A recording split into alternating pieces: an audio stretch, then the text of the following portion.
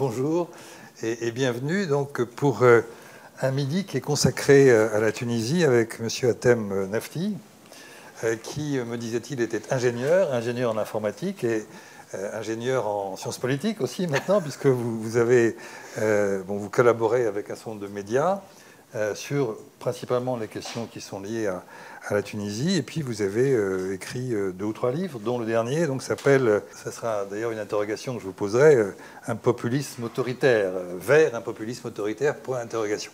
Alors on a discuté tous les deux et on va faire ça en 3 temps, de manière très simple. D'ailleurs, je vais d'abord lui poser une question sur, au fond, qu'on se pose tous, même si on a tous des éléments de réponse, mais c'est au moment de 2011, on pouvait imaginer qu'en Tunisie, ça allait marcher pour un certain nombre de raisons.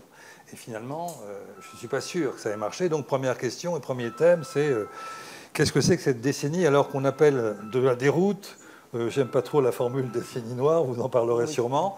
Premier point. Deuxième point, c'est évidemment la situation, disons, d'aujourd'hui, depuis 2019 et surtout depuis maintenant, avec la nouvelle constitution. Une constitution qui, à mes yeux, n'en est pas une d'un point de vue constitutionnel, car qu'on donne tous les pouvoirs à quelqu'un, est-ce que c'est encore constitutionnel? En tout cas, que devient l'état de droit dans de telles conditions? Ça sera le deuxième volet. Et puis le troisième, évidemment, c'est se demander, en reprenant le titre, et reprenant aussi, on en parlait d'un film de Labaki, vous vous souvenez peut-être, et maintenant on va où? Et maintenant on va où dans ce film de Labaki sur le Liban? Donc ce sera au fond quel est l'avenir qu'on peut imaginer pour la Tunisie. Donc premier temps, donc, ce que je vous disais, moi j'avais le sentiment en 2011, et peut-être que c'est un sentiment partagé, que au fond les conditions d'une réussite, d'une révolte que moi j'appellerais citoyenne, étaient réunies. Parce qu'il y avait une société civile structurée, parce que l'armée n'était jamais entrée dans le champ politique, parce que c'était très pacifique.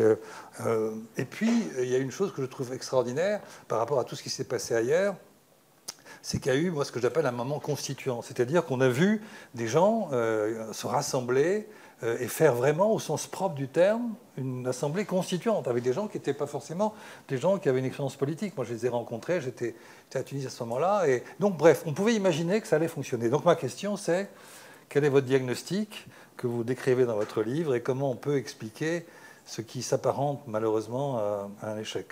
Oui. Bonjour à tous, merci beaucoup à Ali Raymond pour cette invitation. Alors, moi je suis quelqu'un d'assez pessimiste, c'est-à-dire que depuis tel Cassandre, ça fait 10 ans que j'essaye de saisir le moment où il y aurait une restauration autoritaire. Donc, ça c'est ma nature, hein, ça n'a rien à voir avec les événements.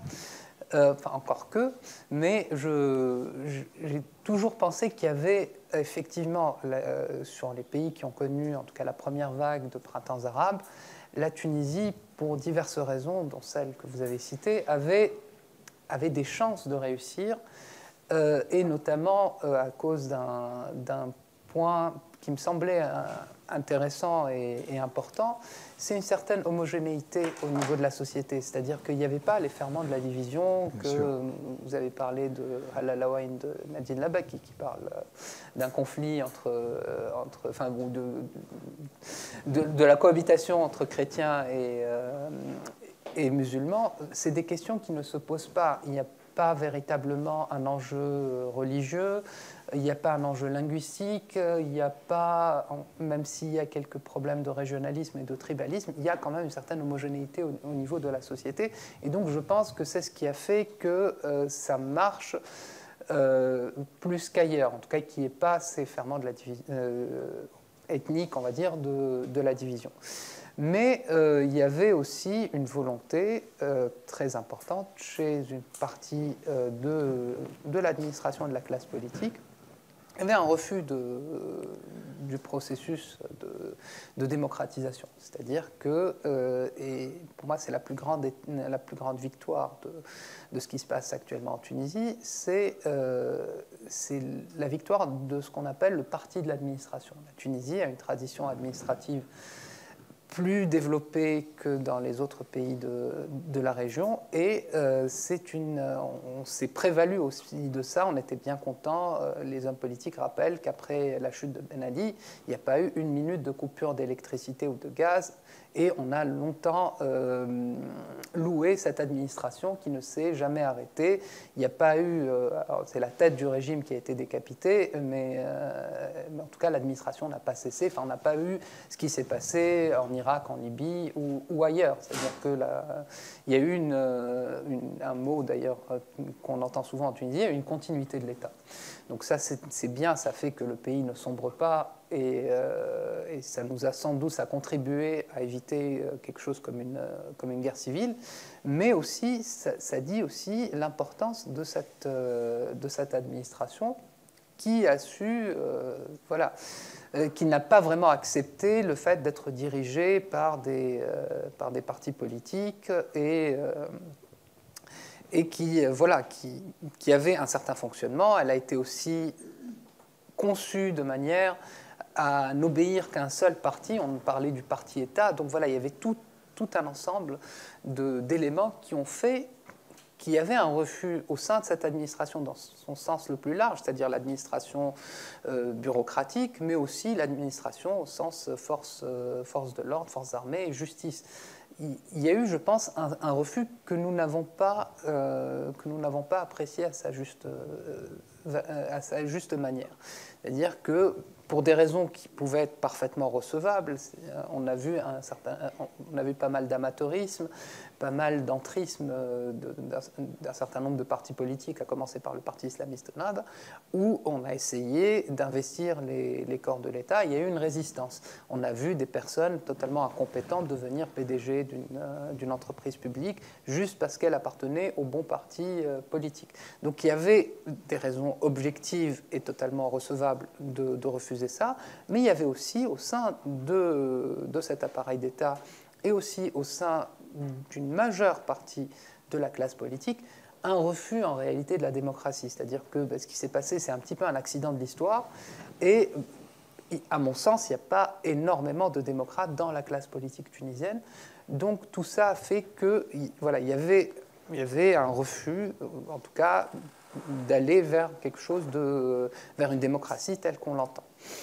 Après, il y a eu aussi donc ces acteurs-là, refusant ce qui s'est passé, ont commencé à sortir ce que j'appelle le mythe de la décennie noire, c'est-à-dire qu'effectivement, on ne passe pas de la dictature à la démocratie. Il y a eu des loupés, j'ai donné quelques exemples, mais il y avait aussi un discours, un récit qui a été construit sur cette décennie noire où soit dit en passant d'ailleurs, à chaque fois que je dis ça, je ne sais pas s'il y a des Algériens dans la salle, mais à chaque fois, le terme même de décennie noire me rend mal à l'aise. C'est-à-dire, on va pas... il y a eu très très peu de morts, aussi bien sous la... Il n'y a juste pas de comparaison. C'est-à-dire, même Ben Ali, les personnes qui sont mortes sous les balles, ça n'a rien à voir avec ce qui s'est passé en Algérie. Mais en tout cas, il y a eu ce récit qui s'est développé surtout à la fin de cette décennie. Donc au début porté par les caciques de l'Ancien Régime, notamment par Abir Moussi, qui représente vraiment l'Ancien Régime pur jus et qui se réclame d'une filiation avec Bourguiba et Ben Ali. Et donc il y avait ce discours de cette décennie noire. Et il y avait des choses qui ne fonctionnaient absolument pas. C'est-à-dire que, par exemple, il y a eu un gouvernement, j'interviewe le chef de ce gouvernement, un gouvernement éphémère qui a été nommé après les élections de 2019, qui avait un certain projet, on va dire social-démocrate pour aller vite. C'est sans doute, enfin même certainement le gouvernement le plus à gauche qu'ait connu la Tunisie. Et il y avait surtout, voilà, le chef du gouvernement, Aliès Farfer, s'est présenté aux élections présidentielles. Il a eu moins de 1%, mais il avait en fait un plan pour la Tunisie. Parce que jusqu'ici, ce qui se passait, c'est qu'on faisait des élections, et après, on arrivait à se mettre d'accord pour trouver une sorte d'homme de paille qui gouvernerait le pays. Et derrière, en fait, c'est les partis qui tenaient la barque. Là, il y a eu aussi une sorte de... C'est Kais Saïed qui l'a proposé. Le Parlement, voulant éviter une dissolution, a voté pour ce gouvernement et l'a fait chuter très vite parce que ce gouvernement voulait s'attaquer à la corruption, voulait s'attaquer aux partis dominants et a commencé à ouvrir un certain nombre de dossiers un petit peu gênants. Donc, on a très vite obtenu sa chute. Et à partir de là, c'était voilà, vraiment le début de la fin, parce que tout ça se fait sous fond de crise de Covid. Ce gouvernement a très très bien géré la première vague, il y a eu 50 morts, alors que les pays alentours ont connu un nombre beaucoup plus important de morts. Ils ont très vite confiné, ils ont voilà, fait un programme d'aide sociale, etc. Mais voilà, politiquement, ils gênaient, et donc on l'a fait chuter. Et après, on a mis une sorte d'homme de paille, il y a eu voilà, une crise politique qui a fait que le pays n'était plus du tout gouvernable. On avait un président de la République, un chef du gouvernement. Donc juste pour schématiser, on était dans la configuration de ce que donnerait la gouvernance ici en France sous cohabitation, c'est-à-dire avec un président de la République avec très très peu de prérogatives hors question de défense nationale et de diplomatie, et un chef de gouvernement qui a l'essentiel des pouvoirs. On est arrivé, alors que le pays a connu de très graves crises, des vagues très violentes de morts. Il y a eu 20 000 morts pour un pays de 11 millions d'habitants, c'est énorme en très peu de temps. Le système de santé s'est totalement effondré, et on avait un président de la République et un Premier ministre qui ne se parlaient même plus, et chacun essayant de renforcer son précaré, au moment où les Tunisiens n'avaient pas accès aux vaccins, n'avaient pas accès aux soins, tout simplement. Moi, je connais des personnes qui ont soudoyé pour pouvoir avoir un lit en clinique privée, donc soudoyé pour payer derrière. Donc on était allé dans ça, et il y a eu un élément déclencheur, c'est les islamistes, enfin un représentant ou un des grands dirigeants islamistes, alors que le pays était dans cette situation, il a exigé du gouvernement qu'il donne... Enfin, il y a un problème de compensation des prisonniers politiques qui sont essentiellement islamistes. Il y avait une caisse qui a été créée pour justement indemniser ces prisonniers politiques. Et il fait une réunion en juin 2020, donc encore une fois en pleine vague épidémique très grave. Il dit, juin 2021, pardon. Il dit, alors c'est juste plus possible, on veut les indemnités, on les veut tout de suite. Et c'est un discours qui était juste inaudible, c'est-à-dire que les gens mouraient dans la rue, n'arrivaient pas à avoir accès aux soins. Il disait, voilà, je lance un ultimatum au Premier ministre pour qu'il indemnise les personnes le 25 juillet, qui est le jour de la fête de la République. Voilà, on lui donne jusqu'au 25 juillet pour qu'il procède aux indemnisations. Et du coup, il y a eu un mouvement populaire pour dire, vous savez quoi, le 25 juillet, nous allons vous dégager. Donc il y a eu des manifestations partout dans le pays, pas très importantes. Et le président de la République a saisi l'opportunité pour faire son coup d'État. Donc voilà un petit peu. Et après, donc, dès qu'il a pris les rênes, il a repris à son compte cette histoire de la décennie noire pour dire, voilà, vous avez vu ce que ça a donné, la décennie. Donc on a tout oublié des avancées qu'il y a eu. Et on n'a gardé que ça. Et donc depuis, il gouverne avec cette idée que, voilà, je vous ai débarrassé de la fameuse décennie noire. Dans tout ce que vous dites là, vous êtes passé assez vite sur les partis politiques. Vous avez évoqué, un peu comme au fond du décor, mais quand même, parce que là, vous arrivez à 2021, oui.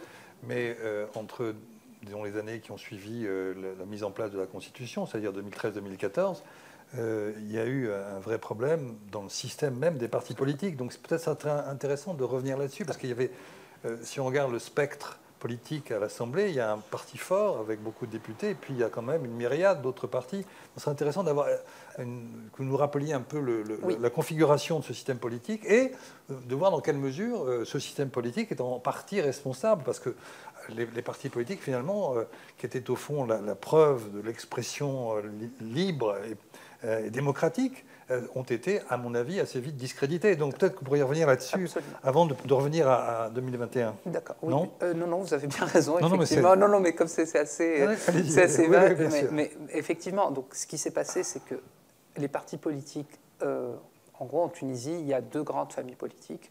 Il y a les Destouriens, donc les nationalistes tunisiens, donc Bourguiba pour aller vite, et le régime de Ben Ali. Donc eux, ils ont une véritable présence. Et en face, on a des islamistes autour du parti Ennahda. C'est les deux grandes familles politiques. La gauche serait représentée, si on voulait schématiser, serait plus représentée par la centrale syndicale UGTT, qui, à certains égards, peut être considérée comme un parti politique, enfin en tout cas comme j'ai un ami qui l'appelle la gauche du régime. Mais voilà, les deux grandes forces, c'est ça, c'est les destouriens et les islamistes. Alors en 2011, il y a eu une révolution contre les destouriens, et donc il y a eu un rejet de la rue, un rejet certain de la rue pour les destouriens, et surtout la loi électorale les excluait, c'est-à-dire toute personne ayant eu des responsabilités au sein de ce parti ne pouvait pas se présenter à l'élection constituante. Et il y avait effectivement, les islamistes avaient le vent en poupe, ce qui fait qu'en 2011, aux élections de 2011, il y avait quelque chose de totalement déséquilibré. On avait les islamistes qui arrivent à avoir à peu près 40% du Parlement, donc ils sont de loin la première force politique. Et derrière, vous avez effectivement une myriade de petits partis. Et il y avait ce déséquilibre. Sauf que bon, les islamistes, avec leur mauvaise gestion, très vite sont devenus impopulaires.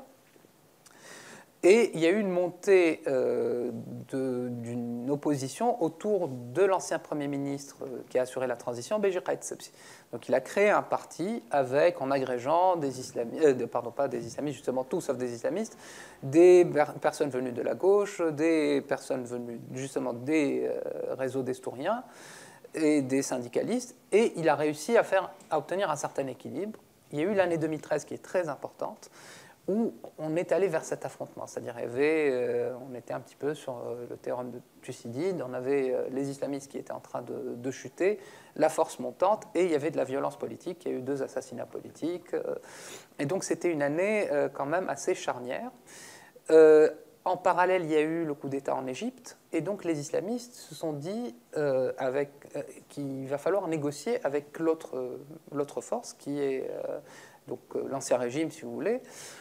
Et donc on est allé vers ce régime de consensus. C'est-à-dire qu'effectivement, en 2013, on était encore en train de rédiger la Constitution. Il y avait une tension très importante. Et finalement, il y a eu un accord entre le chef des islamistes, Elhaj Dragnouchi, et le chef de l'opposition, Beji Caid Sebsi, pour finalement que la Constitution soit la plus consensuelle possible. Ce qui était très bien, ça a permis de sortir de la crise. Mais après, il y a eu les élections de 2014 et on est resté dans ce consensus. Et le problème, c'est que je pense que c'est de là que vient le discrédit. C'est-à-dire qu'à partir de 2014, on a des partis politiques qui font campagne, chacun en expliquant qu'il ne va jamais gouverner avec l'autre. Et puis à la fin, ils se disent, bon, ben, pour le TAWEF, donc pour ce consensus, il faut absolument que nous gouvernions ensemble, etc. Et donc, c'est une sorte de négation de la démocratie, c'est-à-dire des personnes se font élire, malheureusement pas sur des programmes, mais en général, j'élis un tel contre un tel, c'est comme ça que ça se passe en Tunisie, et après, je les vois gouverner ensemble, et je les vois surtout sur la partie entre 2014 et 2019, les 2 partis politiques dominaient, avaient les 2 tiers de l'Assemblée, donc pouvaient faire ce qu'ils voulaient, et ce qu'ils voulaient surtout, c'était de ne pas aller au bout de cette... Parce qu'on a créé une constitution, il fallait la mettre en place. Il y avait des instances, moi je pense que c'est une très bonne constitution qui mériterait peut-être d'être changée sur un point ou 2, mais grosso modo, c'était quelque chose qui permettait de ne pas revenir à l'ancien régime, de ne pas retomber dans le despotisme. Donc il y avait une certaine délégation des pouvoirs. C'était vraiment le fil conducteur, avec un partage des pouvoirs au sein de l'exécutif, avec une assemblée représentative, avec de la décentralisation, avec ce qu'on appelle aussi des instances constitutionnelles, c'est-à-dire tous vraiment les sujets qui fâchent, qui peuvent créer des problèmes, tels que l'organisation des élections, tels que la lutte contre la corruption. On a délégué ça à des instances, on dit non élues, mais en tout cas pas directement élues. Et donc il y avait cet équilibre qui permettait de ne pas revenir dans le despotisme. Et le problème, c'est que aucun des 2 grands mouvements n'en voulait. Donc ils ont tout fait pour ne pas élire les membres de ces instances. Et ça fait ce blocage-là, ça fait qu'effectivement, on ne pouvait plus rien décider. Et en même temps, les électeurs étaient totalement dégoûtés parce qu'ils votaient pour un parti qui faisait juste... Ça ne servait plus à rien de faire une campagne électorale, parce qu'à la fin, de toutes les façons, tout le monde va participer. Donc c'est une négation de la démocratie. Et il y a eu déjà... Ça peut être considéré comme une démocratie consensuelle, non? Est-ce que c'est de la provocation de dire ça? Je pense que, en tout cas, c'est comme ça que c'était présenté. Ouais. C'est la démocratie consensuelle.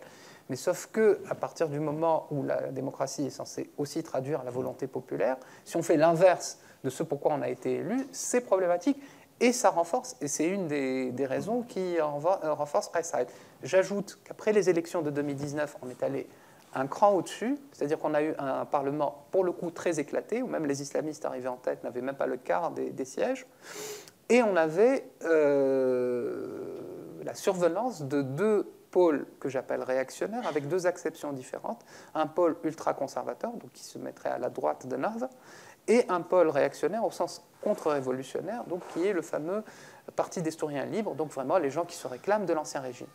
Et ces deux pôles-là n'avaient pas énormément d'élus, avaient moins d'une vingtaine d'élus chacun, mais ils étaient vraiment dans la démonstration, dans le show-off, et le Parlement est devenu un véritable cirque, c'est-à-dire que déjà, il y avait toutes les plénières qui étaient retransmises en direct à la télévision nationale, mais indépendamment de ça, ce sont des partis qui manient vraiment très bien les réseaux sociaux, donc ils mettaient en scène sur Facebook, en live Facebook, leurs affrontements. On a eu des choses scandaleuses, des députés qui se frappent, il y avait de la violence, il y avait des choses juste inacceptables. Des députés qui se font virer d'une émission de télévision, par exemple, aussi? Oui, mais même pas, à la limite, qui se font virer d'une émission de télévision, c'est moins grave qu'une députée qui se prend une claque en direct et qui est filmée par le camp d'en face qui applaudit.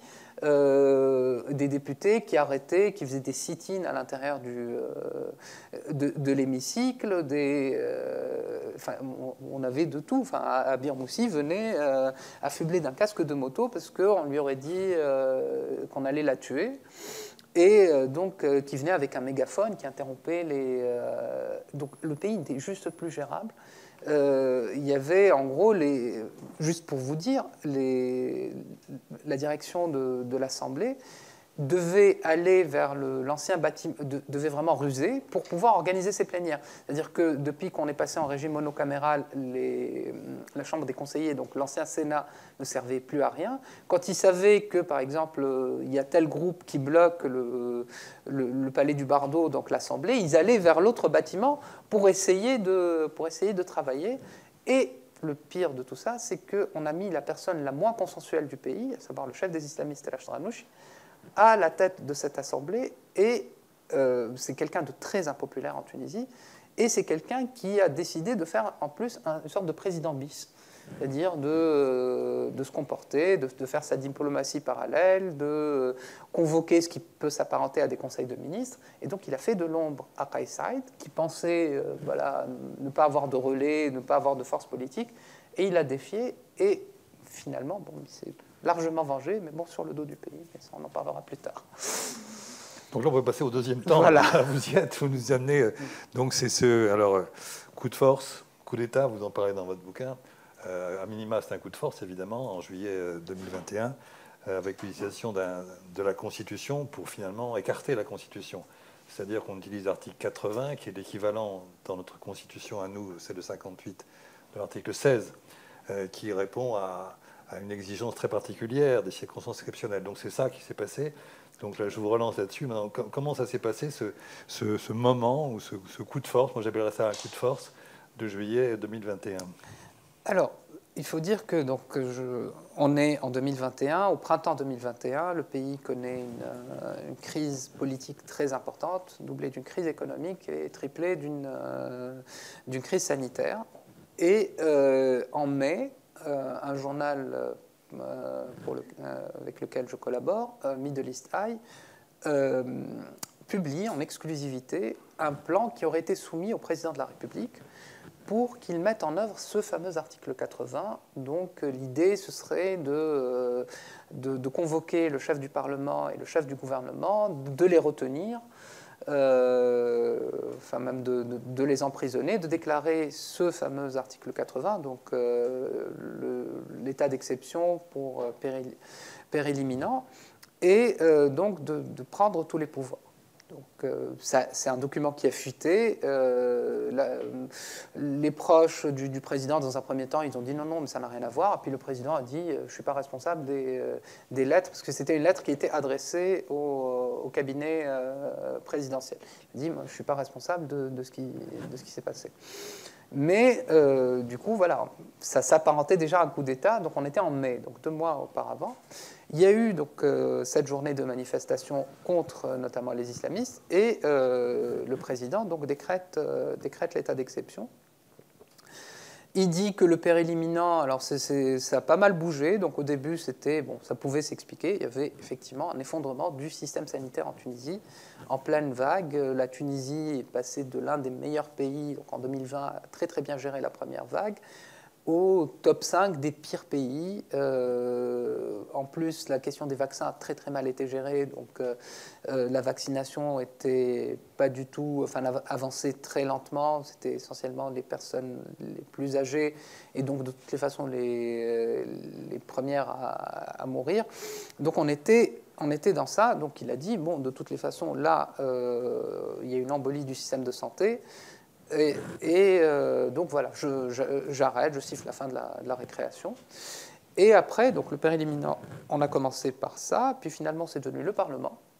Donc au bout de 2 mois, le président, par un simple décret, décide dans les faits d'abolir ou de suspendre la Constitution. Il met une nouvelle gouvernance avec les pleins pouvoirs au président de la République, donc qui devient législateur, chef du gouvernement. Au début, il voulait aussi être chef du parquet. Et l'idée derrière, c'était, là pour sortir, on est dans un état d'exception, c'est les dispositions exceptionnelles que je fais. Or, première remarque, l'article encadrant, donc, qui est effectivement une transposition de l'article 16 de la Constitution de la Ve République, il a une certaine philosophie. La philosophie, c'est qu'il y a un danger qui, normalement, vient de l'extérieur, donc c'est une invasion ou quelque chose comme ça, et donc tous les corps de l'État doivent se réunir pour faire front. Et effectivement, on donne un rôle prépondérant au président de la République. Mais l'idée, c'est vraiment une solidarité entre tous les corps de l'État. Or, l'interprétation qu'on a fait à Qais Saïed, c'est que le problème vient du Parlement, vient du gouvernement, et donc, finalement, c'est eux-mêmes le péril imminent, et donc, finalement, il faut me donner tous les pouvoirs. Et donc, on est allé plutôt vers ça. Et donc, petit à petit, il a commencé à donc, éliminer un à un les contre-pouvoirs. Il a commencé donc, par le Parlement, ça c'était facile. Il faut juste se rendre compte que le jour où il a pris ces décisions, il y avait des scènes de liesse partout en Tunisie. Ça, il faut en être bien conscient. C'est-à-dire que c'était pas le coup d'État qui s'est décidé. Il n'y a pas du tout. Même les islamistes ont demandé aux leurs de faire des manifestations. Ça fait pchit. Il y a eu très très peu de manifestants islamistes devant le Parlement pour dire non, il faut absolument revenir à ce qu'ils appellent la démocratie. Donc il y avait un véritable assentiment populaire au début. Et après, petit à petit, on s'est rendu compte, on a décidé de s'en rendre compte, parce que pour ma part, le 25 juillet au soir, j'ai publié sur ma page Facebook, vous savez, le tableau de Magritte, « Ceci n'est pas une pipe », et je l'ai légendé, « Ceci n'est pas un coup d'État ». Donc pour moi, c'est un coup d'État dès le premier jour, c'est clair et net. Il y avait un tel rejet, notamment des islamistes, au niveau des élites, qui a fait que plein de personnes qui comptent, les partis politiques, la plupart des partis politiques, l'essentiel de la société civile, se sont rangés du côté du président. Il faut quand même en être conscient. C'est-à-dire, ils ont dit, pourvu qu'ils nous débarrassent des islamistes, c'est pas grave, bon, c'est temporaire. Au début, c'était 1 mois renouvelable, etc. Donc, il y a eu quand même un certain soutien. Mais le problème, c'est que les gens ont projeté sur Qais Saïed leur propre fantasme. Qais Saïed avait un programme, il s'en est jamais caché. Il a donné une interview que je reproduis d'ailleurs en annexe du livre, en juin 2019, c'est-à-dire avant les élections, où il a dit On en discutera certainement plus en détail, mais il a un programme clair et net, c'est d'en finir avec... Alors lui, il dit la démocratie représentative, moi je dis plutôt la démocratie libérale, où il va mettre un système qu'il appelle de démocratie à partir de la base, où, dans sa conception initiale, on n'élit plus du tout le Parlement. C'est-à-dire on va élire c'est un système de conseil, c'est-à-dire on va élire des conseillers, on va dire des conseillers communaux, qui éliraient à leur tour des conseillers régionaux, qui eux-mêmes désigneraient une sorte de Parlement au suffrage indirect. Et voilà, il a une vision très opposée à tout ce qui est corps intermédiaires. Il trouve que c'est quelque chose, et là on est dans du populisme classique, c'est-à-dire que c'est une perversion de la volonté populaire. Et donc les gens ont pensé juste qu'il allait écarter les islamistes, mais en réalité, très vite, il a montré qu'il voulait mettre en place son régime. Mais il a bénéficié, encore une fois, du soutien d'un certain nombre de personnes, notamment, on en parlait tout à l'heure, de constitutionnalistes qui ont expliqué que non, il avait parfaitement le droit de faire ça et qu'il était hors de question qu'il mette en place son projet. Il va juste instaurer une véritable démocratie, avec certes un système présidentiel, mais un système présidentiel démocratique, c'est-à-dire que, comme les États-Unis. Mais en fait, petit à petit, il a commencé par le Parlement, par l'équivalent du Conseil constitutionnel. C'est très important, c'est-à-dire que tous ces décrets-lois ne sont pas susceptibles de recours, ce qui est quand même problématique. Après, il s'est retourné contre les juges. Et là, on est dans la phase où il est en train de s'en prendre aux médias et à la liberté d'expression. Je veux revenir un peu sur là, vous parlez de ce coup d'État, coup de force de juillet 2021, mais ensuite ça s'est traduit par une nouvelle constitution, puisque là il y a une nouvelle constitution qui a été adoptée, et cette nouvelle constitution, il a confié le soin d'y réfléchir ou de la préparer à une instance où il devait y avoir un certain nombre de juristes, il devait y avoir des doyens de fac de droit, et cette instance, finalement, était une coquille vide. Mais il y a quand même eu un texte qui a été préparé, notamment par, comment il s'appelle, Amin Mahfouz et puis Sadek Belaïd, qui a été jusqu'à faire un projet. Et ce projet, le président l'a carrément écarté. Il n'y a rien à voir entre le projet que ou un des rares constitutionnalistes qui avait accepté de jouer le jeu, finalement, lui-même, si je ne me trompe pas, a été vraiment frontalement désavoué par le président qui a fait autre chose. Et donc les derniers constitutionnalistes qui encore appuyaient, entre guillemets, leurs collègues, ont été quand même assez trahis par cette affaire.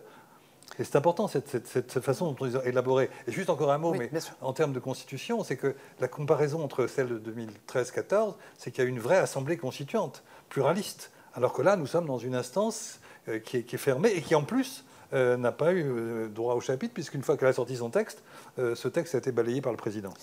Alors, pour moi, et j'y consacre pas un chapitre, mais presque, pour moi, cette phase est très importante, parce qu'encore une fois, je ne sais pas combien de temps ça va durer, mais ça nous raconte aussi notre élite, l'élite tunisienne. C'est très important. C'est-à-dire que Kais Saïd, les deux personnes que vous avez citées, j'ai pris le soin de reproduire ce que ces deux personnes disaient de lui en 2019. C'est-à-dire au moment du second tour, ce sont deux personnes qui étaient opposées à ce qu'il arrive au second tour et ont soutenu son adversaire.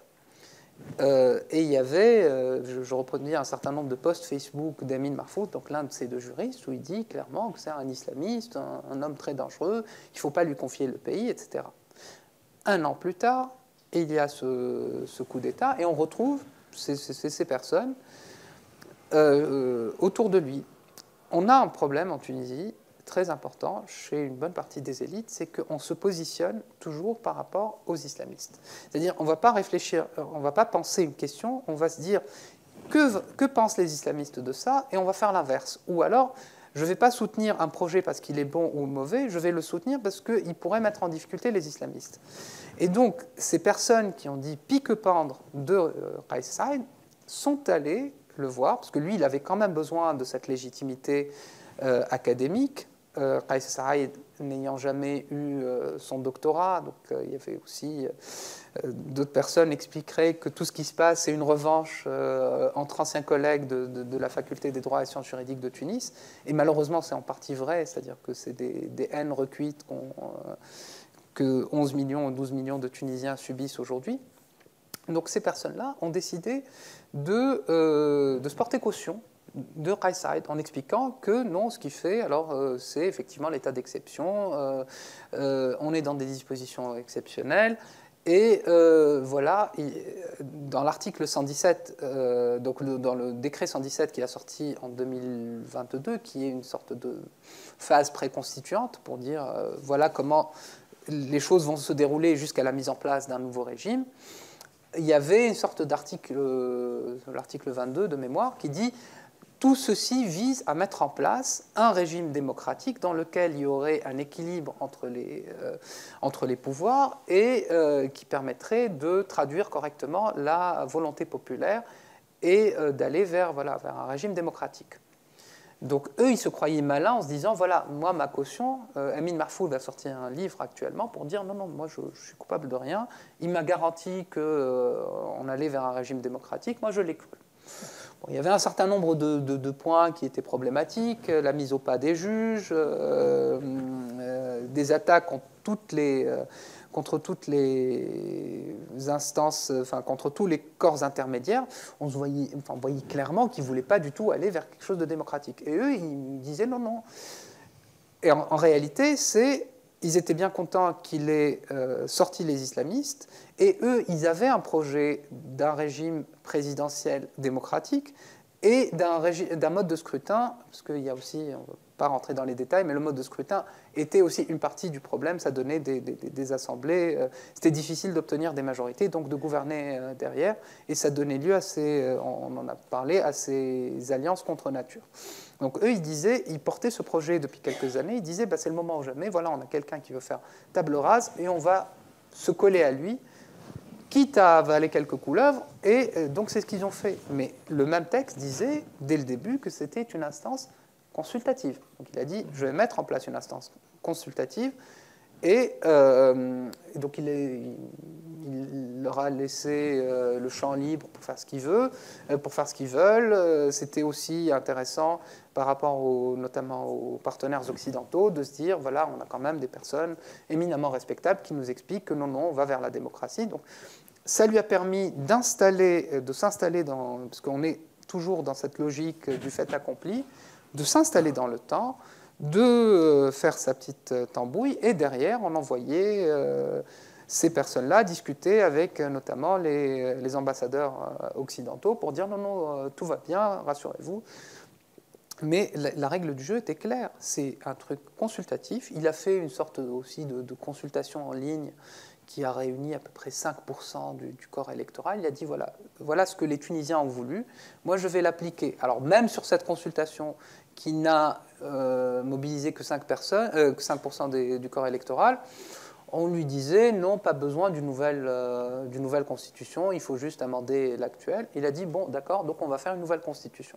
Donc lui, il a un programme très clair. Il a essayé de l'appliquer, mais vraiment au maximum de ce qu'il a pu dans cette constitution. Donc on est dans quelque chose de présidentialiste. On a un président de la République qui a quasiment tous les pouvoirs, un parlement bicaméral, dans lequel c'est plus un parlement, on est dans des chambres représentatives, c'est des conseils régionaux, si vous voulez. On a un Sénat qui est un petit peu l'équivalent du Sénat français ou américain, où c'est vraiment l'expression des territoires, mais aussi l'équivalent de l'Assemblée nationale aujourd'hui, c'est l'Assemblée où les personnes sont élues sur leur propre nom et pas du tout sur une étiquette partisane, sur un programme avec un petit peu une sorte de mandat impératif, et donc à partir du moment où vous avez un mandat impératif, vous n'allez pas vous engager sur la politique nationale. Vous allez dire, voilà, je vais vous installer telle usine, on va faire une autoroute ou quelque chose de localo-local.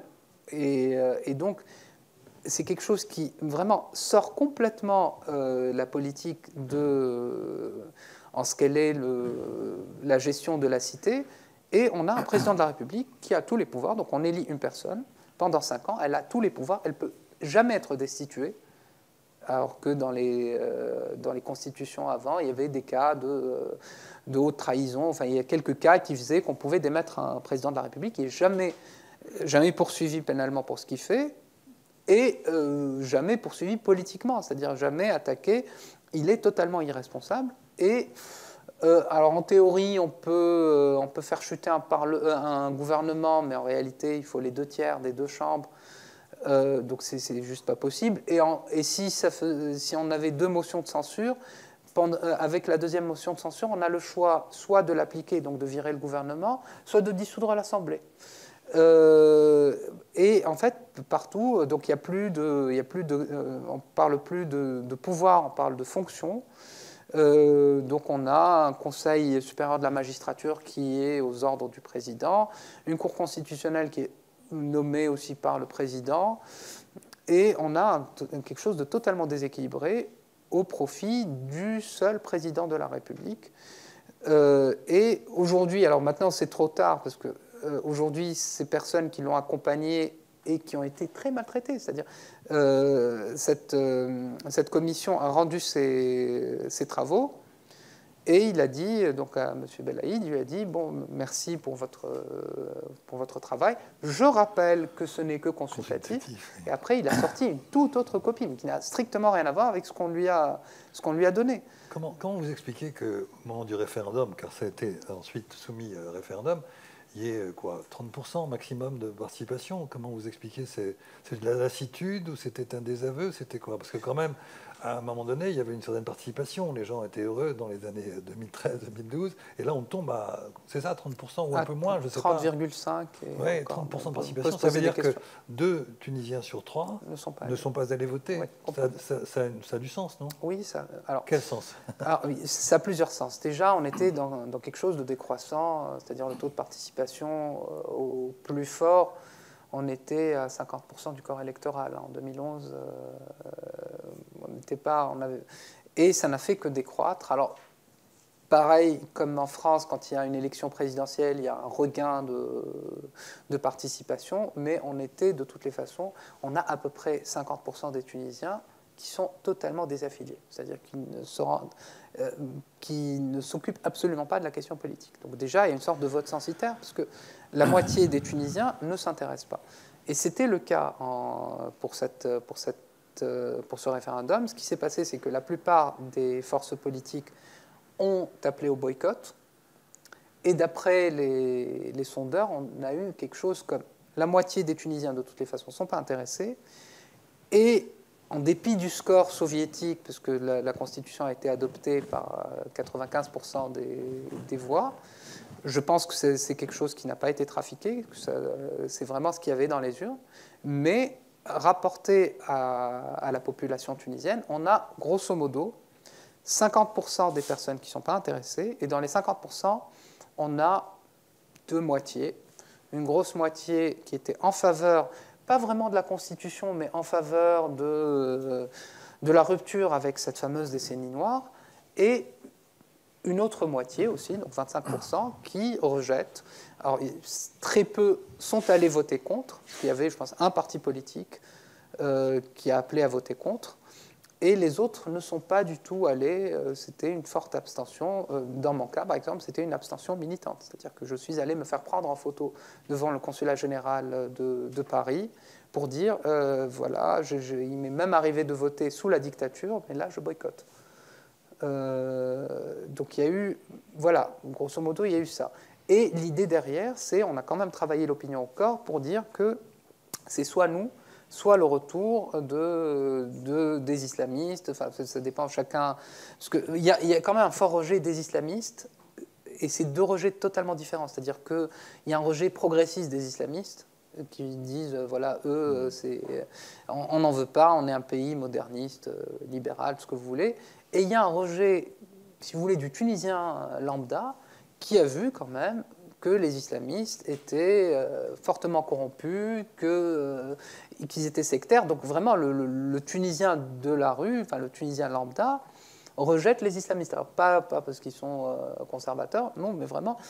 Donc il voulait quand même qu'il y ait cette franche rupture. ça nous donne ce score vraiment soviétique, 95% de oui, mais avec 30% de participation. Alors, pour revenir encore un mot sur la participation, oui. puis après on va ouvrir le débat évidemment. Comment on l'explique? Parce que alors, vous avez donné des éléments, il y avait des partis qui ont appelé à l'abstention, vous-même vous abstenez, etc. Mais est-ce que c'est pas encore plus profond? Est-ce que le fait que finalement la situation économique soit aussi désastreuse depuis tant d'années, sur tous les plans, est-ce que c'est pas ça? Parce qu'au fond, la première raison sans doute de la révolte, pas de 2011, mais de 2010, c'était des éléments économiques et sociaux. Or, je n'ai pas le sentiment qu'il y a eu beaucoup de progrès en ce domaine. C'est un euphémisme, évidemment, de dire ça.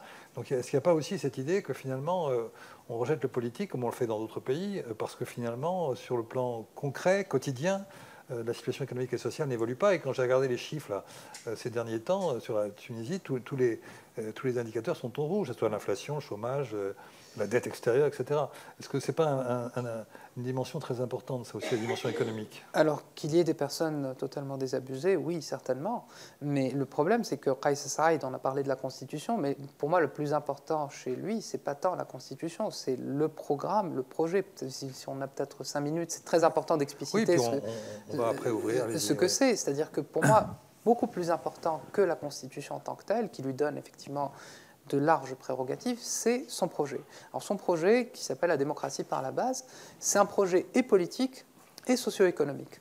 C'est-à-dire que d'un côté, on va complètement transformer la relation, donc on va écarter les partis politiques, tout est fait pour écarter les partis politiques. Par exemple, aujourd'hui, il y a des partis qui vont participer à ces élections de décembre. Déjà, on a mis des conditions qui font que voilà, il y a 10 circonscriptions où il n'y aura pas du tout de candidats, et je pense une dizaine où il y aura un candidat. Donc sur 160, ça fait quand même beaucoup. En France, là, il y a eu aujourd'hui la liste définitive, on n'aura pas de candidats, il n'y aura pas d'élection législative sur ce qu'on appelle France, je pense sur toute la France d'ailleurs, mais France Nord, qui a été historiquement, Paris, ça a quand même été une place forte historiquement de l'opposition tunisienne.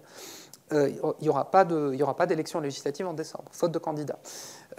Donc il y a cette idée de se dire, et d'ailleurs, on emploie à tort le parallèle avec la France, on se dit, on avait jusqu'ici des scrutins proportionnels de liste, et on va passer vers un scrutin uninominal à 2 tours. Et ce que disent les autorités, notamment les autorités électorales, ils disent ça n'a rien de scandaleux, c'est ce qui se passe en France. Mais en réalité, ce n'est pas vrai. Effectivement, en France, on élit les députés dans un scrutin uninominal à 2 tours. Mais moi, je vais élire le candidat de la France insoumise, du Parti socialiste, etc. Enfin, on vote quand même pour une politique nationale, pour un projet national. Son député, on l'élit certainement pour des considérations locales, mais essentiellement, on l'élit parce que c'est un élu de la nation. Là, c'est déjà pas ça du tout. C'est-à-dire, on sort complètement la politique nationale du Parlement, de ces 2 chambres. Donc ça, c'est la première chose. Donc on élit sur des petites circonscriptions, et votre candidat, par exemple, les partis nationalistes arabes vont présenter des candidats, ils n'auront pas le droit sur le bulletin de vote de dire que monsieur un tel appartient à tel parti. Donc ça, c'est quelque chose de très important. Donc on évacue vraiment la politique nationale. Le seul moment de la politique nationale, c'est l'élection présidentielle. Ça, c'est le premier point. Le deuxième point, quand on est électeur, donc on a pris les circonscriptions qui équivalent ici à ce qu'on appellerait un arrondissement, c'est-à-dire une sous-préfecture, pas un arrondissement municipal. Donc, c'est des petites circonscriptions qui font que si vous habitez dans cette circonscription, non seulement vous allez voter dans ces conditions-là, c'est-à-dire vous allez voter pour le candidat de votre circonscription, vous allez aussi pouvoir être sociétaire ou vous allez participer à ce qu'on appelle des entreprises communautaires. C'est-à-dire c'est des projets, essentiellement c'est des projets de socialisation de terres. Enfin, c'est si vous voulez, des petites entreprises qui vont utiliser un certain nombre de terres qui appartiennent à l'État mais qui sont mal gérées pour diverses raisons, pour faire, je ne sais pas moi, de l'extraction de minerais ou pour faire une activité locale. Donc là, toute personne peut souscrire, tout électeur dans une circonscription peut souscrire à ce genre d'entreprise. Donc déjà, vous voyez, on n'est plus sur de la politique, on est sur vraiment l'appareil de production. C'est-à-dire on est sur j'ai pas envie de dire des kolkhozes, mais c'est quelque chose comme ça. Voilà, on est sur un petit peu un projet collectiviste. Et ce projet-là, enfin ces projets-là seraient abondés par de l'argent qu'on aurait pris à des personnes, à des chefs d'entreprise réputés corrompus. C'est-à-dire on a mis en place une loi d'amnistie qui permet à l'État de traîner en justice à peu près quiconque, même si c'est quelqu'un qui n'est pas poursuivi, de lui dire on vous accuse d'être corrompu, même s'il n'a jamais été poursuivi. Vous avez été corrompu, je prends l'exemple, voilà, un homme d'affaires prospère sous Ben Ali. On va dire que si vous aviez des affaires prospères sous Ben Ali, c'est que forcément vous avez collaboré avec le régime, donc quelque part vous êtes corrompu. Donc soit vous passez à la caisse, soit on vous poursuit et vous irez en prison. Et donc là, on est en train de constituer un système clientéliste qui va faire qu'au bout de la chaîne, c'est-à-dire pour aller vite, le prolétariat pourra devenir actionnaire dans des entreprises collectivistes et on va aussi pouvoir coopter des hommes d'affaires qui vont aussi, parce que la contrepartie, c'est qu'on ne les poursuive plus. Donc finalement, pour le coup, des hommes d'affaires réellement corrompus ont tout intérêt à financer ce genre de projet et devenir un petit peu les hommes d'affaires du régime. Donc ce qu'est en train d'installer Kais Saied, ça va au-delà de la fameuse constitution, c'est vraiment une nouvelle organisation des moyens de production, alors qui est très très peu réfléchie, qui à mon sens et au sens des personnes que j'ai interrogées n'est absolument pas viable, mais en tout cas ça donne cette illusion que la Tunisie est un pays dont les sous-sols sont riches en minerais, donc vous allez pouvoir les utiliser, et tous les hommes d'affaires sont corrompus, donc ils vont pouvoir vous financer. Donc c'est vraiment un changement sociétal qui est à l'œuvre et qui est le projet de Kais Saied. Bien, écoutez, je vous remercie. On va passer à la deuxième phase, c'est-à-dire laisser à chacun la possibilité de discuter, de faire des remarques, de poser des questions par rapport à tout ce que vous nous avez dit. Vous avez commencé par dire que vous êtes pessimiste, mais là, vous nous avez rendu difficilement optimiste.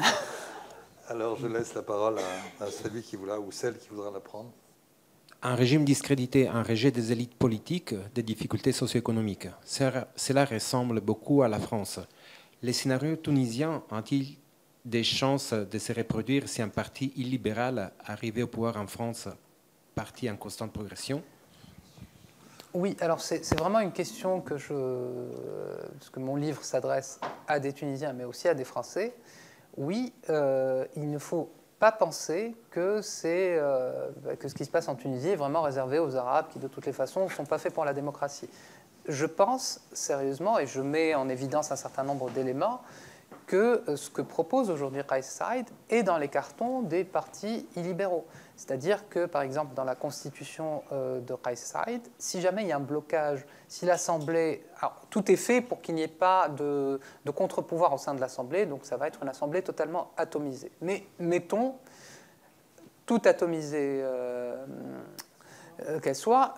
on arrive à se mettre contre le président, à se dire, bon, nous, on n'est pas d'accord entre nous, mais finalement, le président ne nous arrange pas, donc on ne va pas passer les textes gouvernementaux. Mais il a la possibilité, sur un certain nombre de textes, de passer directement par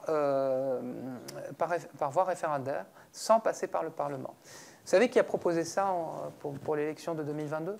C'était dans le projet de Marine Le Pen. C'est parce qu'elle était elle savait très bien que quand bien même elle gagnerait l'élection présidentielle, ça va être très difficile d'obtenir une majorité à l'Assemblée. Et il y a eu tout un débat constitutionnel autour de Dominique Rousseau, qui a dit que c'était un coup d'État en soi, de contourner l'Assemblée, de passer directement par référendum. Donc c'est quelque chose qui est, oui, dans les cartons. La critique des corps intermédiaires, c'est quelque chose que nous retrouvons aussi bien chez les populistes de gauche que chez les populistes de droite. Le fait, encore une fois, ça peut être fondé, hein, le fait qu'il y ait des assemblées, ou en tout cas des instances non élues qui aient un pouvoir très important. Ça peut être aussi bien la Banque centrale européenne que le Conseil constitutionnel, c'est-à-dire qu'aujourd'hui, on se pose la question du curseur à mettre entre la protection des libertés et le respect des aspirations populaires. On retrouve notamment à droite en France, on retrouve cette idée que de toutes les façons, le Conseil constitutionnel va censurer toute loi patriotique ou toute loi qui émanerait du peuple français parce qu'il est astreint au politiquement correct. Ce sont des termes du débat qui existent en France et je pense que la possibilité que des populistes de droite arrivent au pouvoir n'est plus du tout farfelue. Il y a plein d'éléments qu'on retrouve dans le programme aussi bien de Marine Le Pen que d'Éric Zemmour. Donc oui, c'est quelque chose qui peut arriver en France. Alors, on ne prend que des questions qui appellent des réponses optimistes, hein, je vous le dis tout de suite. Hein. Ah, je peux partir alors? Je ne sais pas. Je voulais revenir... bonjour, pardon. Bonjour. Je voulais revenir sur l'instrument qui est utilisé, le Facebook Live, parce que je fais un peu le lien, parce que je l'ai connu un peu aussi sur mon lieu de travail, c'est-à-dire l'intention est de discréditer finalement les gens qu'on cible, quoi. Et ma question, c'était, autour de vous, qu'est-ce qu'en ont pensé les gens que vous connaissez, vos amis ou votre environnement, de cet instrument qui est le Facebook Live, où il y a une claque qui vole, où on discrédite quelqu'un, mais on ne va pas sur le contenu, en fait. On discrédite quelqu'un par rapport à ce qu'il représente. Merci. Alors, le Facebook Live sert effectivement à discréditer l'adversaire, mais aussi à se mettre en scène et à montrer qu'on lutte, parce que en gros, les deux partis qui ont vraiment utilisé cet instrument, donc c'est des partis, comme j'ai dit, réactionnaires. Donc il y en a une qui explique que de toutes les façons, donc la représentante de l'Ancien Régime, qui explique que de toutes les façons, tout ce qui s'est passé depuis 2011, c'est un complot extérieur pour tuer l'âme bourguibienne de la Tunisie. Enfin, voilà, vous voyez un petit peu le genre de rhétorique. Donc elle, quand elle se met en scène, elle va montrer comment elle lutte. Elle utilisait des Facebook Live. Et ce qui a aussi aidé, c'était le confinement. Par exemple, elle se filmait quand elle est au bureau de l'Assemblée pour dire voilà ce qui se passe au sein du bureau de l'Assemblée. Donc ils étaient tous en Zoom ou en Teams. Et elle ouvrait la caméra pour dire voyez, on me coupe la parole, voyez, ils essayent de passer ceci et cela. Donc d'un côté, ça permet de discréditer le camp d'en face. Et de l'autre, ça permet de dire voyez, moi je lutte. Alors, autour de moi, je ne pense pas être entouré de personnes qui représentent l'électorat de ces factions politiques, mais je sais que ça marche. Je sais, et ça se mesure facilement dans un live. Alors, je n'ai pas les chiffres en tête, mais aussi bien Rabih El-Moussi, donc on va dire la nationaliste, que Saïfeddin Makhlouf, l'islamiste radical, les deux, quand ils faisaient des Facebook Live, ils avaient une audience très importante, beaucoup plus importante que les interventions, par exemple, en plénière.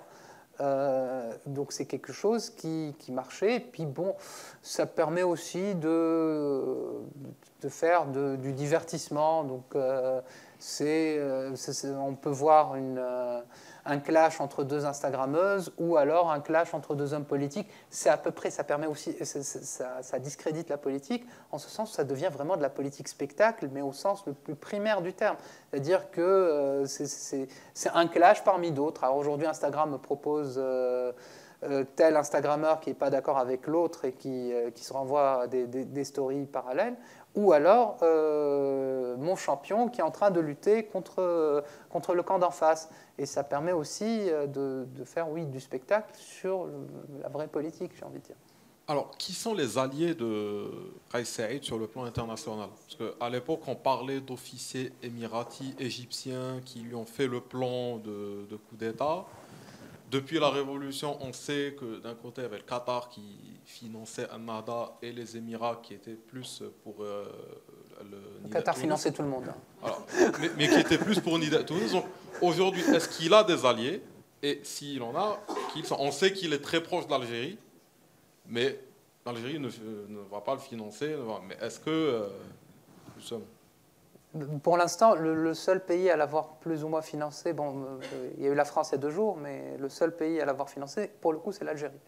C'est-à-dire qu'on a eu effectivement, donc depuis 2012-2013, on a une sorte de chasse aux sorcières émiratie et saoudienne contre tout ce qui est frères musulmans, ça c'est vrai. Le Qatar, comme il essaye de se faire des amis chez tout le monde, il a été proche aussi bien de Narda que de Nidetons. Il ne met pas ses œufs dans le même panier, donc il essaie d'être ami avec tout le monde. Après le 25 juillet, des officiels, même un représentant de la Banque centrale a dit « Nous allons avoir un prêt ou une donation émiratie et saoudienne ». À ma connaissance, on n'en a jamais on ne les a jamais vus. Donc, après, quels sont les alliés? Aujourd'hui, objectivement, tout le monde a intérêt à ce que Kais Saied se maintienne au pouvoir. Tout le monde. Ça commence par l'Algérie. Effectivement, Tebboune a eu, je le cite dans mon livre, très vite, en août 2021, une déclaration disant que de toutes les façons, les Tunisiens ne sont pas faits pour ce régime. C'était un petit peu alambiqué, mais bon, ça se comprend, on n'est pas fait pour ça. La Mamra s'est vite déplacée voilà. à Tunis. Donc voilà, il y a eu ça. Après, il y a eu dans un premier temps les Occidentaux, notamment via le G7, on a eu des déclarations du genre il faut absolument revenir au cycle normal, au cycle démocratique, à un cycle inclusif. Il y a eu ça jusqu'en 2021 pour les Occidentaux en général et jusqu'à la mi-2022 pour les Américains. Il y a eu il faut absolument que... Alors on ne condamne pas, mais on rappelle qu'il faut revenir. Ben là, en fait, je pense que tout le monde s'y retrouve. Parce que les déclarations d'Emmanuel Macron sont surréalistes. Avant-hier, au sommet de la francophonie, donc il a sorti le classique de qui sommes-nous, anciens colonisateurs, pour donner des leçons. Alors ça c'est un classique. Sarkozy a dit la même chose parce que ça commence par ça, donc ça donne quelque chose de bien, hein, qu'on n'ait pas de l'ingérence. Mais en fait, à la fin, c'est toujours un soutien au régime. C'est nous, on va pas se mêler, mais après il faut. J'ai relu ce matin ce qu'il a dit. C'est en gros, oui, on le soutient pas. On va pas s'ingérer, mais on est pour ce qui se passe. Il faut qu'il y ait des élections avec un truc même hypocrite du genre il faut que tout le monde participe aux élections, alors qu'ils savent pertinemment que quasiment toute la classe politique boycotte. Donc voilà, on se paye de mots. Si vous voulez, un régime aussi fort, aussi centralisé, ben ça permet ce que la démocratie n'a pas permis de faire. Par exemple, on a depuis 2015-2016 un plan d'austérité qui est poussé par le FMI et qui est bloqué à chaque fois par les corps intermédiaires que Kais Saied n'aime pas, donc par les syndicats, par une partie de la classe politique. Et donc là, aujourd'hui, quand on a un seul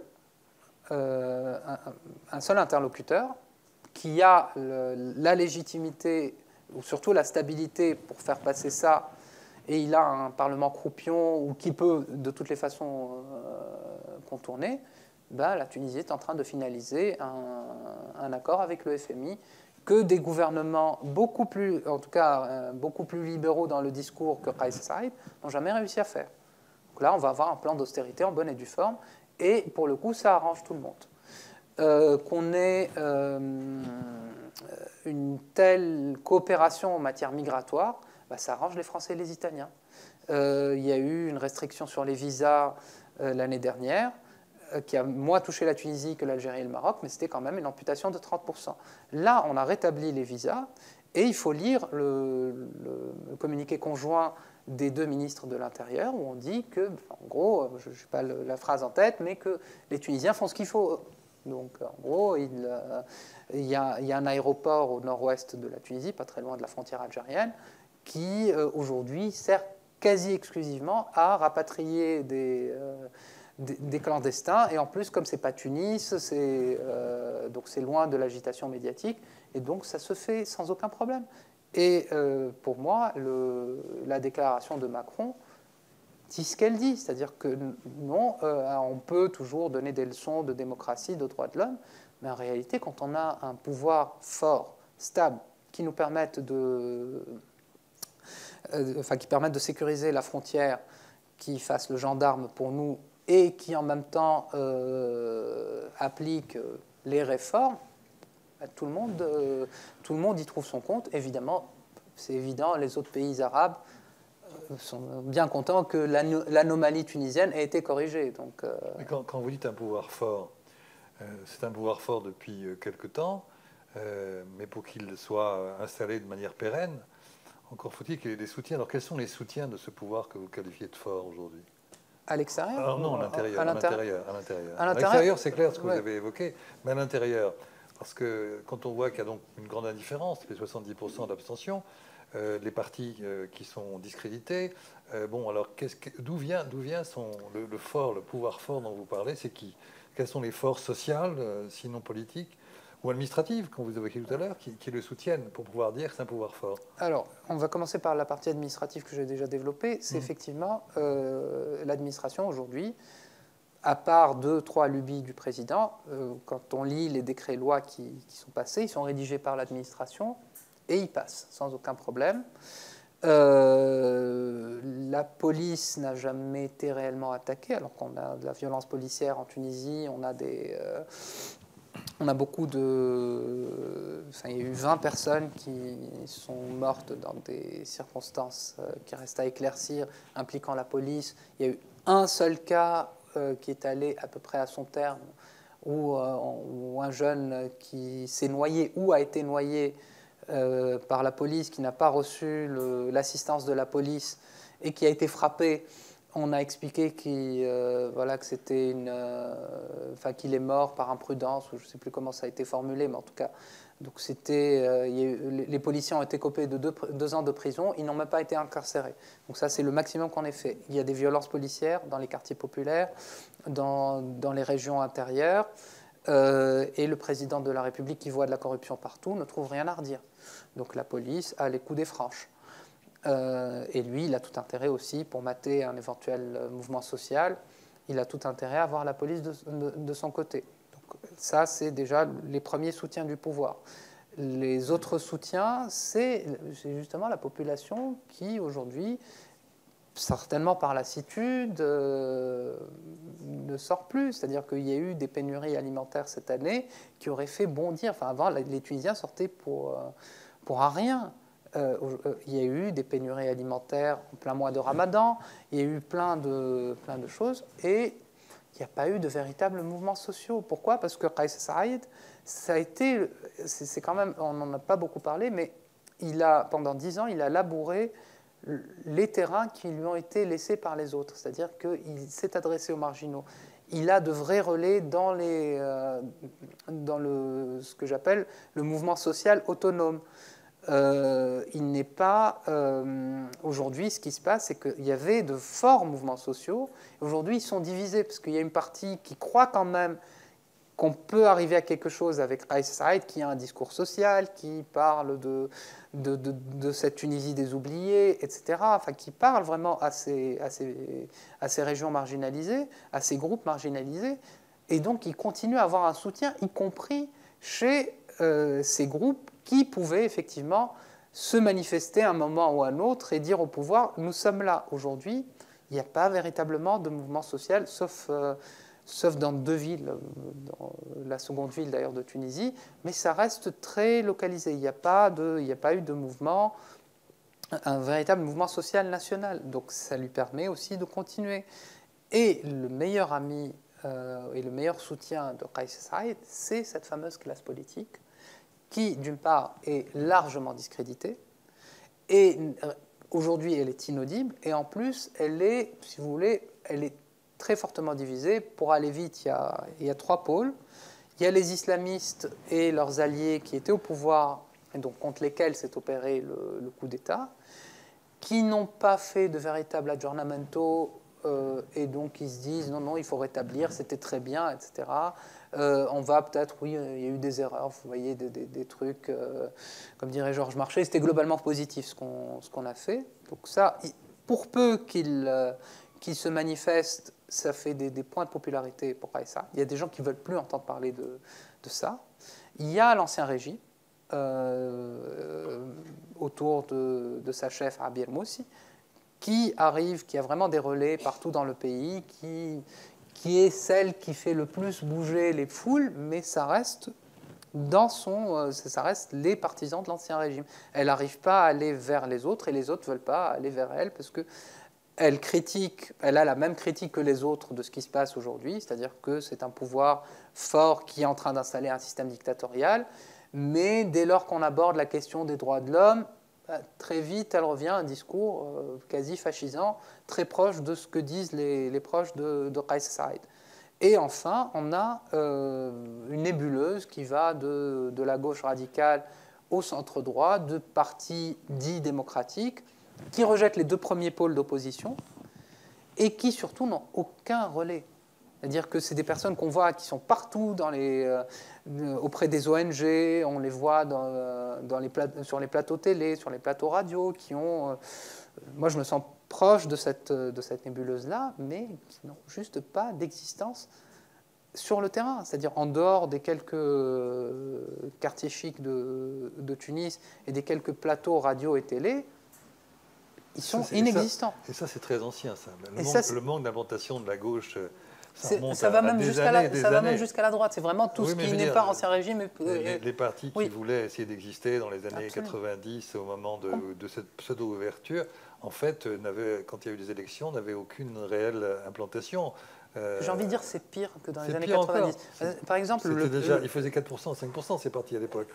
C'était des élections truquées et par exemple le PDP, qui est sans doute le parti le plus visible de cette véritable opposition, parce que sous Ben Ali avait de la fausse opposition, le PDP avait une représentation dans chaque délégation de Tunisie, dans chaque sous-préfecture, il y avait au moins une personne, un bureau. Et il se faisait un point d'honneur de faire ça. Aujourd'hui, on n'en est même plus là. Oui. On a régressé par rapport à ça. Malheureusement, oui. Enfin, après, l'offre s'est démultipliée aussi. Oui, donc, avant, le PDP accueillait jusqu'à des islamistes. Mais aujourd'hui, voilà, c'est des personnes qui n'arrivent pas à faire déjà ce qui est très étonnant, c'est-à-dire, je parle pas des islamistes ni de l'Ancien Régime, les seules manifestations qu'ils arrivent à réunir, c'est devant le théâtre municipal de l'avenue Habib Bourguiba, où c'est pas, ça demande pas énormément d'investissement, où il peut y avoir du monde, pas beaucoup, mais on ne va pas au-delà de ça, parce qu'il n'y a pas de véritable implantation, et qu'eux aussi, ils se font attaquer, puisque cette classe-là a aussi, à un moment ou à un autre, gouverné avec les islamistes, et donc elle est tenue ou en tout cas intégrer le régime. Par exemple, pour la gauche radicale, ils n'ont jamais été dans les gouvernements. Mais comme il y a un rejet de cette décennie, ils pâtissent aussi de ça. C'est-à-dire qu'aujourd'hui... Est-ce que ça va jusqu'à une nostalgie de ce qu'on va appeler l'Ancien Régime, chez certains ? Oui. Oui, mais c'est une nostalgie qui a été cultivée pendant 10 ans,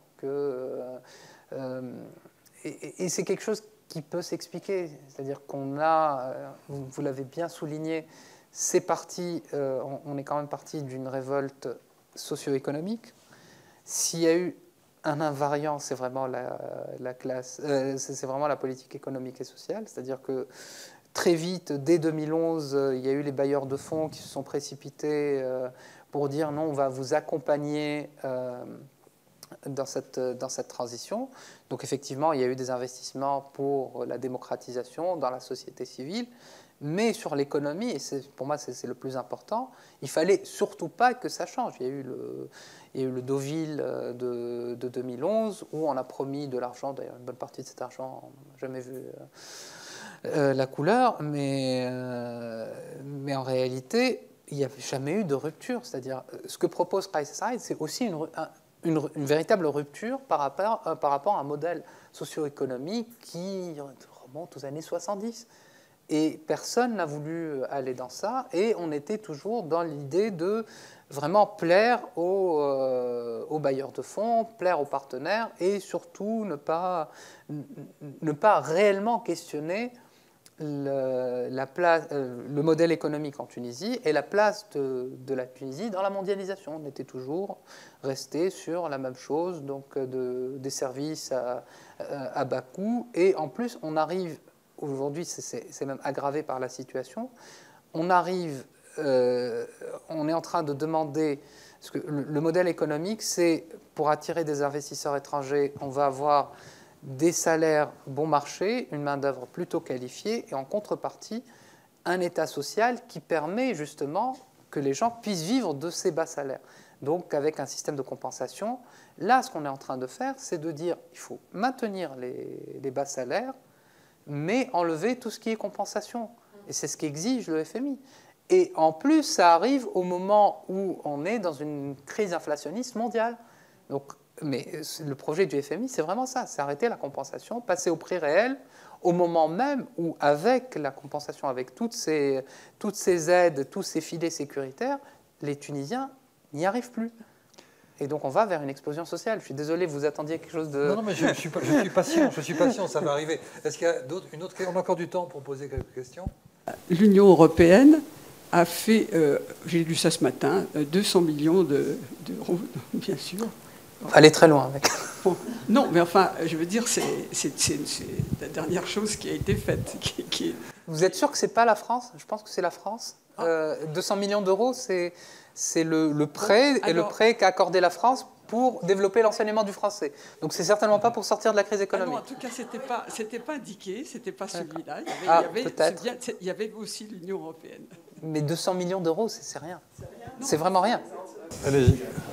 Justement, pour rebondir sur le sommet de la francophonie, quel est le sens de la visite du président tunisien alors qu'il met en avant la réalisation de la société? Qu'est-ce qui fait qu'il a voulu se présenter à ce salon alors qu'au début il n'a pas voulu faire l'inauguration? Alors je pense que ça aurait été très compliqué parce qu'il a quand même tenu à ce que le sommet soit organisé. L'année dernière, le sommet il devait se tenir en 2020. Bon, il y a eu le Covid en 2021 et c'était intervenu juste après donc le coup d'État et il y a eu des pressions. D'ailleurs, notamment l'ancien président Mansour Marzouki est condamné aussi aujourd'hui par contumace parce qu'il s'est félicité du report du sommet. Il a dit j'y ai œuvré parce que c'est pas possible de tenir un sommet dans un pays qui vire vers la dictature. Kais Saïd, le sommet, c'est aussi de se dire qu'il y a une reconnaissance internationale à ce qui se passe. Et c'était vraiment le sens de la visite d'Emmanuel Macron. C'est, même s'il dit on n'intervient pas, non, on a eu un soutien clair et net j'ai envie de dire, de la France officielle pour dire non, il faut que ce qui se passe continue. Et ça m'a rappelé de mauvais souvenirs. Ça m'a rappelé oui, on fera des efforts sur les droits et libertés, etc. Ça me rappelle Ben Ali et Sarkozy, ou un Chirac expliquant que le premier des droits de l'homme, c'est de manger et de voir. Et en plus, c'est la double peine, c'est-à-dire que d'une part, c'est de l'ingérence, et d'autre part, c'est fait sous couvert de non-ingérence. C'est un classique du genre, quand même. Malheureusement, oui. Une question, oui, en ligne, qu'on n'oublie pas, bien entendu. Le régime sera-t-il aussi autoritaire que celui de Ben Ali ou sera-t-il un peu plus ouvert avec moins d'arbitraire? Malheureusement, c'est très compliqué de prévoir, mais là, si vous voulez, je vous raconte une anecdote. J'ai présenté ce livre à Tunis. C'est-à-dire que, bon, on n'est pas encore... je suis allé à Tunis, je l'ai présenté dans 5 librairies. Je suis passé dans quasiment tous les médias radiophoniques qui comptent. Et je n'ai pas été embêté. Sous Ben Ali, vous n'auriez pas pu. Sous Ben Ali, j'aurais pas pu. Mais en revanche, et c'est une des questions qui m'ont été posées. Vous dites un populisme autoritaire, là vous êtes à une heure de grande écoute, et vous... le problème c'est, le mot-clé a été prononcé, c'est l'arbitraire. C'est-à-dire que d'une part, et c'est ce que j'avais dit quand on m'avait posé la question, j'ai dit a priori, statistiquement, je vais pouvoir rentrer chez moi sans aucun problème, je vais pouvoir repartir en France, mais je ne sais pas. Parce qu'il y a un opposant politique cette semaine qui a été interdit de voyage. Et c'est très intéressant parce que cette personne, ça fait une semaine, on lui a dit, la justice a prononcé une interdiction de voyage, et ça fait une semaine que la justice n'est pas fichue de lui dire pourquoi il a été interdit de voyage. En revanche, c'est un opposant qui a été poursuivi à un moment pour une question de, je ne sais plus, c'est une fraude douanière, quelque chose comme ça, qui a été, c'était un ancien ministre, qui a démissionné et qui a été totalement blanchi par la justice, et le président Kais Saied s'en est ému. Il a dit, il a été malheureusement blanchi par la justice. Et après, quand on sait qu'il met la pression... donc voilà, il y a un...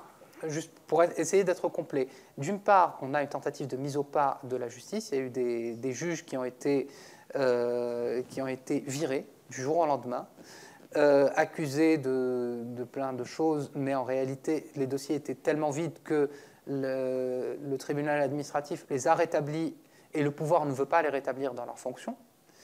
Certains d'entre eux ont refusé de poursuivre d'après ce qu'ils disent, ont refusé de poursuivre des opposants au régime, et c'est pour ça qu'ils ont été virés. Il y a une nouvelle loi, soi-disant, de répression des crimes en ligne, qui en réalité se résume à c'est une longue loi, mais en réalité ce qu'on retient, c'est deux articles. Un article qui punit de 10 ans, jusqu'à 10 ans de prison et 100 000 dinars, ce qui est une somme astronomique en Tunisie, toute personne coupable de fausses informations, sans plus de définition de ce que c'est qu'une fausse information, dès lors qu'elle viserait un fonctionnaire ou assimilé. C'est-à-dire, pour le dire clairement, la critique du président de la République, pour peu que voilà, on n'ait pas utilisé les bons termes, il y a un directeur de journal qui a été poursuivi, donc qui a été convoqué la semaine dernière, et qui est poursuivi en vertu de cette loi, parce qu'il a écrit un article d'opinion très sourcé, très factuel, où il a dit que la chef du gouvernement, c'est un article en français en plus, la chef du gouvernement serait le fusible du président. En gros, il va attendre les élections et a priori, elle saute-rait. Donc, c'est une analyse politique. Il est poursuivi, donc il risque 10 ans de prison. Et il a été convoqué par la police et il a expliqué qu'il a dû expliquer à un policier ce que voulait dire sourire béat. Parce que toute la procédure se fait en arabe, et on lui a dit oui, sourire béat, parce qu'il a été poursuivi sur ordre de la ministre de la Justice, qui n'a pas précisé les griefs, qui a dit voilà, il faut le poursuivre pour cet article, et donc l'enquêteur était en train d'analyser pour lui dire alors sourire béat, j'ai pas compris, est-ce que c'est peut-être une diffamation? On en est là. Il y a un régime répressif qui est en train de se mettre en place, il y a une dictature au sens de concentration de tous les pouvoirs aux mains d'un seul homme. Et il y a surtout de l'arbitraire, c'est-à-dire que voilà, on vous interdit de voyager, ou vous êtes arrêté, ou vous êtes poursuivi, vous ne savez pas trop pourquoi. Et donc ça peut être pire que Ben Ali, ça peut être moins pire, ça on en sait. Quand on parle du régime de Ben Ali, je crois qu'il faudrait être plus précis et dire à quel moment. Parce que ce dont nous parlons en ce moment, ce dont vous parlez maintenant, c'est l'installation d'un système qui va être probablement un système populiste autoritaire, comme le dit votre bouquin. Mais si on prend les années 88, 89, 90 de Ben Ali, eh bien, en fait, on était dans cette incertitude encore. Il y avait des pseudo-ouvertures, et on avait même, je me souviens, de Michel Rocard, Premier ministre, qui va à Tunis dans un voyage entre guillemets privé pour dire, ben voilà, il y a eu des élections qui sont sans doute libres. Bon, évidemment, et on était dans cette espèce de moment qui n'a pas duré, et qui était soutenu comme Rocard tout de même. Et puis très vite, ce régime a montré ce qu'il était véritablement, c'est-à-dire un régime qui était extrêmement autoritaire. Et donc je me demande, et ce n'est qu'une question, si vous avez pu présenter votre bouquin là ces temps-ci, la question, est-ce que vous pourrez le présenter dans 1 an ou 2 ans? Et moi, je ferai l'hypothèse que ça sera plus difficile. J'en sais rien, on verra. Voilà, c'est pas moi qui vais conclure. Une dernière question, vraiment une dernière question? Merci. Oui, bonjour. Merci pour votre intervention très informative, en tout cas en ce qui me concerne.